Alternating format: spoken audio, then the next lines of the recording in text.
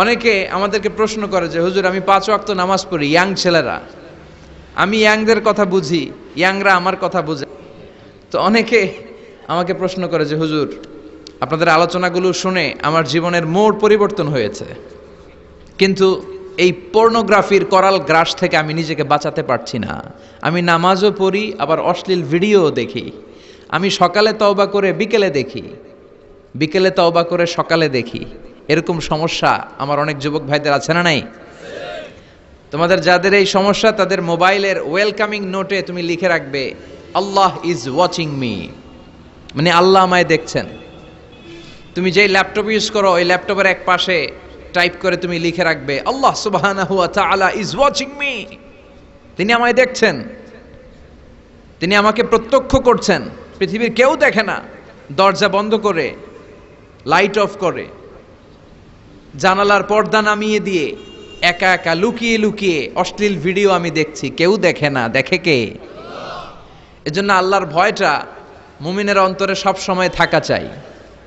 আল্লাহর ভয় যদি কোনো মুমিনের অন্তরে থাকে, সে মুমিন কখনো পথ ভুলে যায় না, ঠিক কি না? যাদের হৃদয়ে আছে আল্লাহর ভয়, তারা কভু পথ ভুলে যায় না।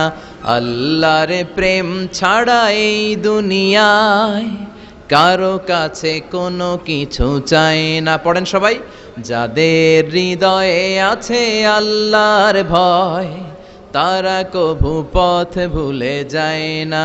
আল্লাহর প্রেম ছাড়া এই দুনিয়ায় কারো কাছে কোনো কিছু চায় না।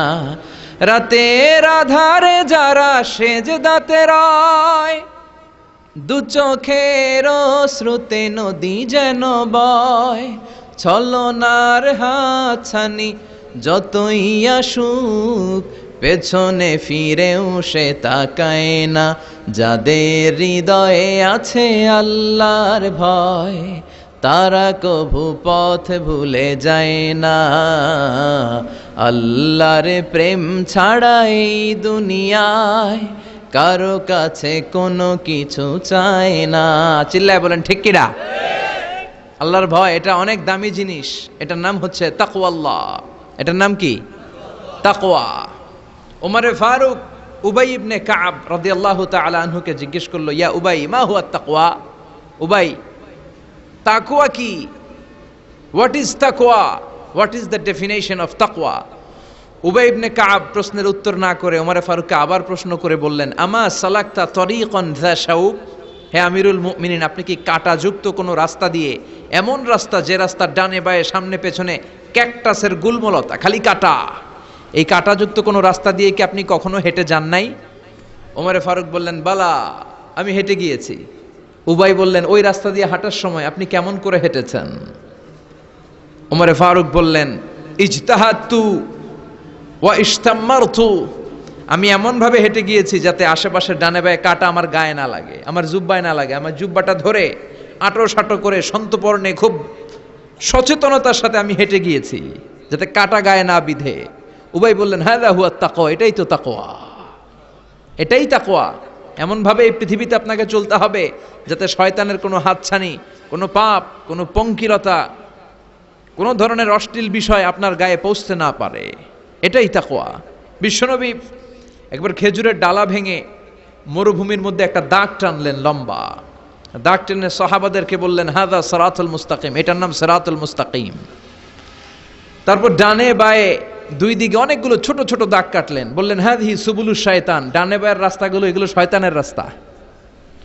ডান দিক থেকে বাম দিক থেকে তোমাকে শয়তান হাতছানি দিবে। গানের কনসার্টে চলো, ওখানে মমতাজ গান গাবে, আছে না নাই? মদের আড্ডাখানায় চলো, দুম্মা চলে ধুম দেখতে চলো, জুয়াবাজিতে চলো, নিষিদ্ধ পল্লীতে চলো। একটার পর একটা হাতছানি আপনাকে ডানে বায়ে সামনে থেকে পেছন থেকে আপনাকে গ্রাস করে ফেলতে চাইবে। কিন্তু মুমিন যখন সিরাতুল মুস্তাকিমের পথে একবার উঠেছে, এই পথটা শুরু হয়েছে দুনিয়া থেকে, এটার ওই প্রান্তে আছে জান্নাতুল ফেরদাউস, ঠিক কিনা? এজন্য প্রতিদিন সালাতে আমরা পড়ি ইহদিনাস সিরাতাল মুস্তাকিম। যে যুবকদের এই সমস্যা আছে, পর্নোগ্রাফির সমস্যা, এটা জাতীয় সমস্যা বাংলাদেশের। বাংলাদেশের জাতীয় রোগের নাম ডায়াবেটিক্স। জাতীয় রোগের নাম কি? আর যুবকদের জাতীয় সমস্যা হচ্ছে কি? পর্নোগ্রাফি। স্মার্টফোনগুলো আমাদেরকে স্মার্ট না বানিয়ে আমাদেরকে শেষ করে দিচ্ছে, ঠিক কি না?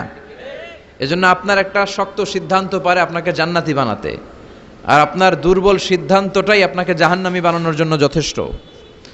এজন্য মুমিন মাত্রই তাকে বিশ্বাস করতে হবে আল্লাহ ইজ ওয়াচিং মি। কি বিশ্বাস করবেন? আল্লাহ ইজ ওয়াচিং মি, আল্লাহ আমায় দেখছেন। কেউ দেখে না, কারো দেখার দরকার নাই, কিন্তু আমার আল্লাহ দেখে, ঠিক কি না? এটাই সবসময় মুমিনের অন্তরে থাকতে হবে। এটার নাম ঈমান, এটার নাম তাকওয়া। এই তাকওয়া নিয়ে যেন আমরা মরতে পারি, আল্লাহ তুমি তৌফিক দাও। ঈমানের সাথে যেন আমাদের মৃত্যু নসিব হয়, তুমি তৌফিক দাও।